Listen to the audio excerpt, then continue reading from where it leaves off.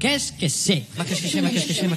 La RDT a été créée en 1984 sur une idée de mutualisation des moyens destinés aux acteurs culturels de la région.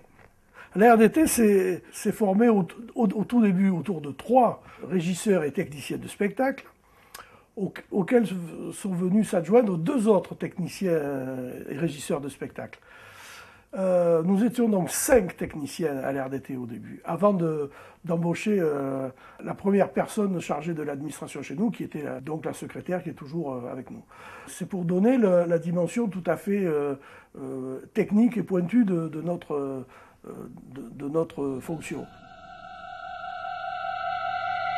L'objectif et l'utilité de la RDT à l'époque, la RDT voulant dire Association régionale pour le développement du théâtre, était donc d'offrir aux acteurs culturels de la région, les acteurs culturels dans les collectivités, les centres culturels, les lieux d'accueil, les diffuseurs, les créateurs, les associations montant des spectacles ou accueillant des spectacles. Ces gens-là avaient un grand besoin de matériel. Il n'y avait pas de lieux équipés, très peu en tout cas. Les compagnies n'étaient pas équipées non plus. Il y avait vraiment une nécessité impérative d'investir sur ce type de matériel. À ses débuts, la RDT était prestataire. En effet, dans le domaine du théâtre et de la danse, et effectivement, il y avait une demande importante de collectivités, entre autres, qui avaient besoin de transformer leur gymnase en théâtre afin d'accueillir le Théâtre national de Chaillot, la Comédie Française, des choses comme ça. Et nous avons contribué, dans certaines régions, dont le Comminges, dont notre vice-président est l'élu, nous avons largement contribué à la mise en place de programmation culturelle. Il a été choisi depuis le départ de fonctionner par une location du matériel, ce qui permettait de réguler le prêt de matériel et en le valorisant, d'obliger les gens à prendre conscience de ce que représentait ce matériel. Voilà. Puis de plus, évidemment, c'était une ressource tout à fait nécessaire à la survie de l'association ARDT. Le parc de matériel régional de la RDT est calibré pour pouvoir répondre à un grand nombre de besoins de petites formes de spectacle. Les prestataires privés sont calibrés pour répondre à un besoin beaucoup plus réduit de grandes formes de spectacle. Et le matériel utilisé n'est pas forcément le même, pas du tout le même d'ailleurs, dans les appareils de commande, etc., etc.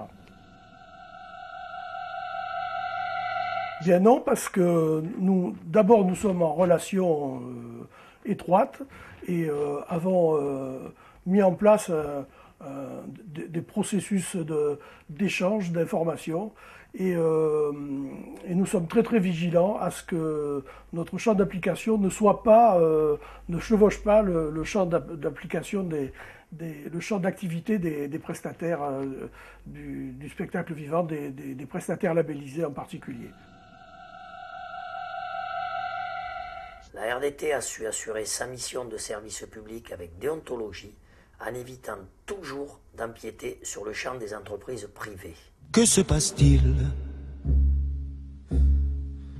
Je n'y comprends rien.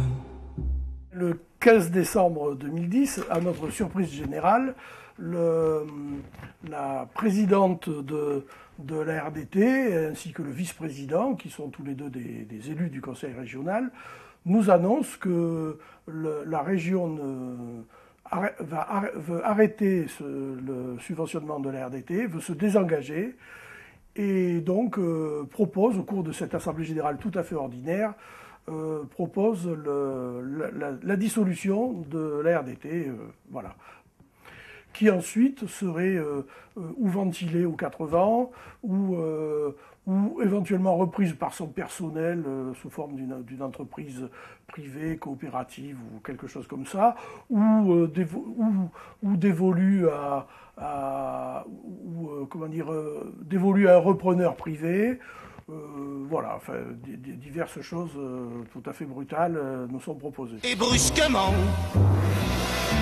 les murs se mirent à trembler.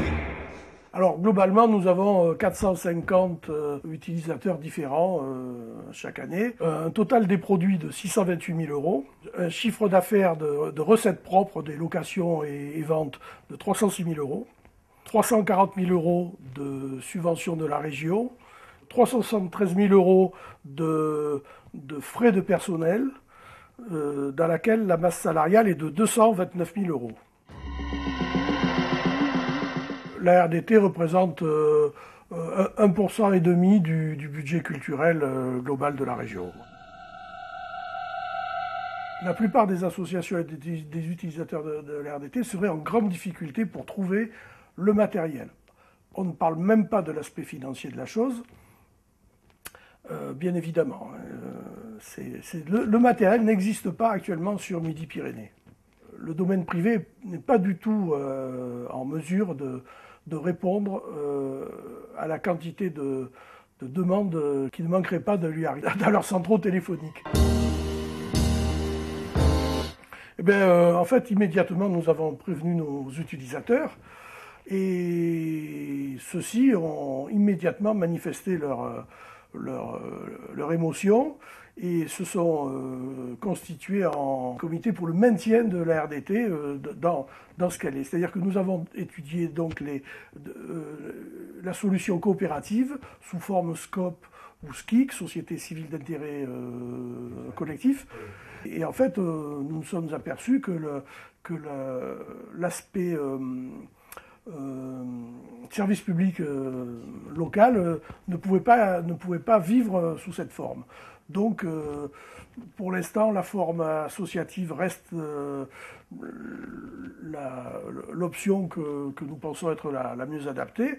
Et nous sommes à la recherche de partenaires, d'autres collectivités qui pourraient rentrer dans le subventionnement de la RDT et en complément du subventionnement de la région, à qui nous demandons de ne surtout pas laisser tomber cet outil et de continuer sous d'autres formes, mais de continuer à subventionner la RDT et à aider la RDT.